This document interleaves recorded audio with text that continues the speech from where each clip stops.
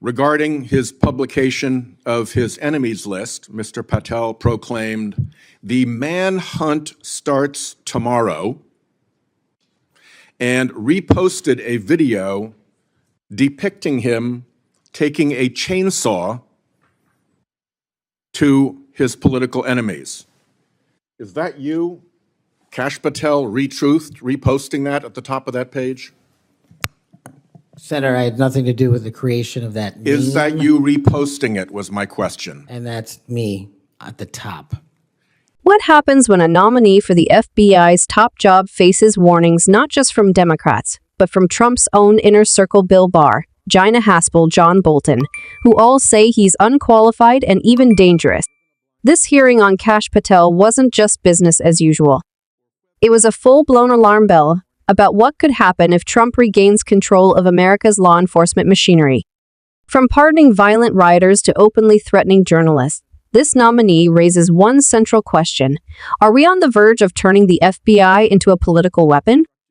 Let's break it down. Thanks, Chairman. Welcome, Mr. Patel. I remember January 6th. Colleagues running through our halls to flee the mob, colleagues shouting that rioters should be shot, us returning to our constitutional business through hallways cleared for us by automatic weapons carrying SWAT teams. None of you, none of us, said those violent rioters should be pardoned. A Republican colleague said such pardons would be hard to believe, even absurd. Your former colleague J.D. Vance said the violent rioters should not be pardoned. Even Jim Jordan said pardons would, and I quote, "focus on all the people who didn't commit any violence." Well, Trump pardoned all of them. And there's a lesson in that. Every time you think Trump would never go that far, rethink that.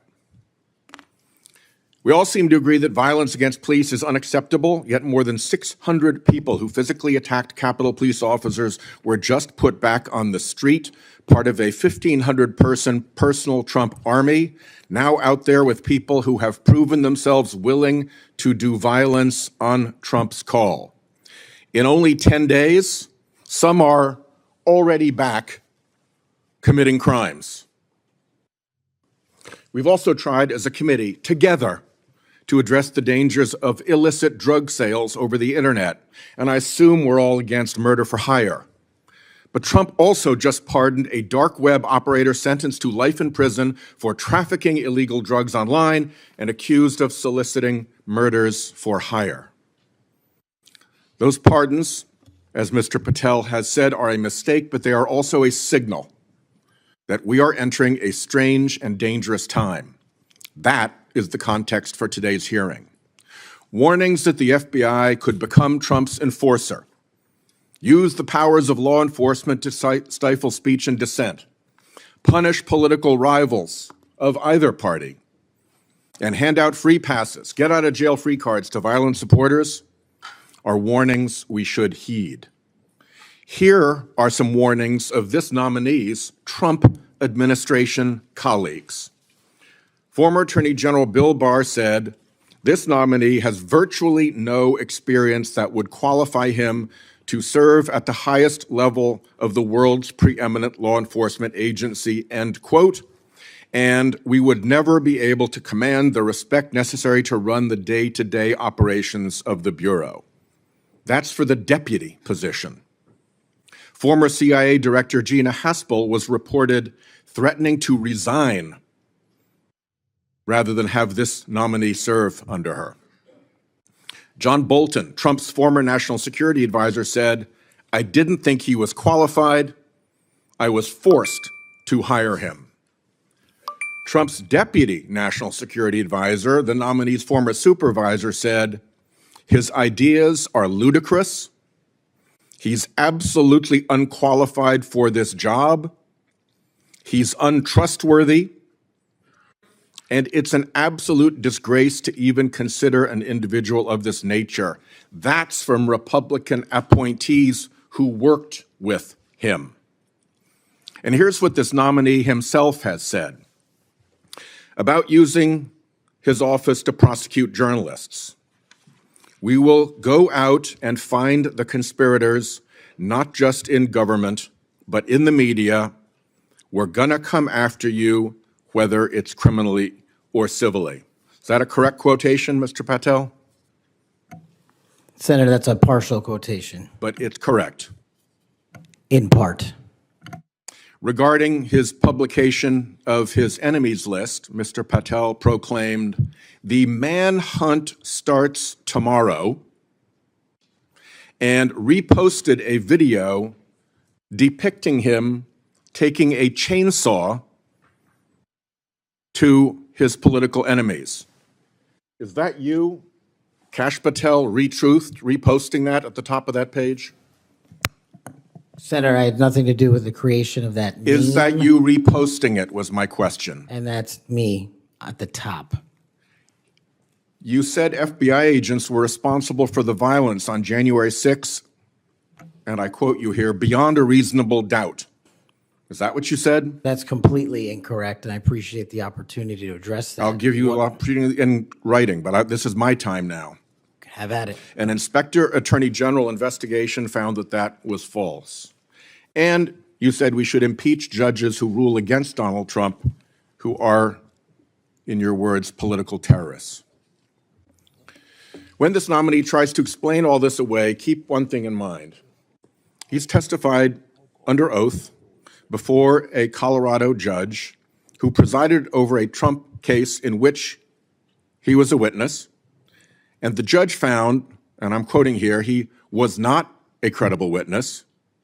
His testimony is not only illogical, but completely devoid of any evidence in the record. That's from a judge. This is a dangerous time, and I ask all my colleagues to consider whether these plain comments by this person and by his own Trump administration colleagues should be given a blind eye, just overlooked, or whether, like the warnings of pardoning violent January 6 offenders, they're warnings to be heeded. There is an unfathomable difference between a seeming facade being constructed around this nominee here today and what he has actually done and said in real life when left to his own devices. Conduct shows character. And if you look at history, you see the danger of security chiefs in authoritarian regimes becoming the tools of political power. The characteristics that they often show are that they are vengeful, that they are grandiose, that they are intemperate, that they are partisan and blindly loyal, and that they are servile and won't say no. I'm afraid that the history of this nominee's conduct raises those warnings. Senator Whitehouse opened his remarks by recalling the chaos of January 6 colleagues fleeing mobs, SWAT teams clearing hallways, the Capitol under siege. He reminded everyone that, at the time, no one defended pardons for violent rioters. Even Republicans like J.D. Vance and Jim Jordan said such pardons would be absurd. Yet Trump did pardon them, over 1,500 people, including more than 600 who physically attacked Capitol Police.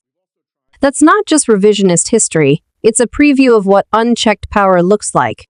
Then came the second layer. Trump didn't stop at violent rioters. He pardoned a dark web drug trafficker accused of murder for hire.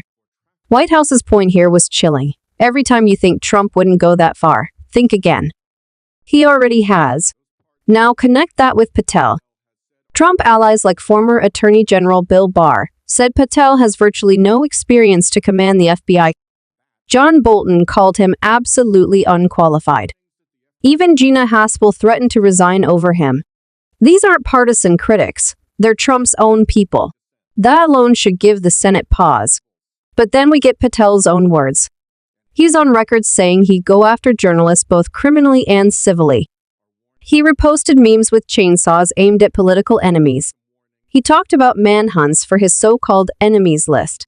This is not the temperament of a law enforcement leader. It's the rhetoric of vengeance. When asked about January 6, Patel pushed the baseless idea that FBI agents were responsible for the violence. Independent investigations have debunked that completely. And yet, under oath, he still tried to muddy the waters. Even more damning? A judge in Colorado, overseeing a Trump case where Patel testified, flat out ruled that Patel was not a credible witness and that his testimony was devoid of evidence. Think about that. A sitting judge labeled him unreliable under oath. Whitehouse's final warning was historical.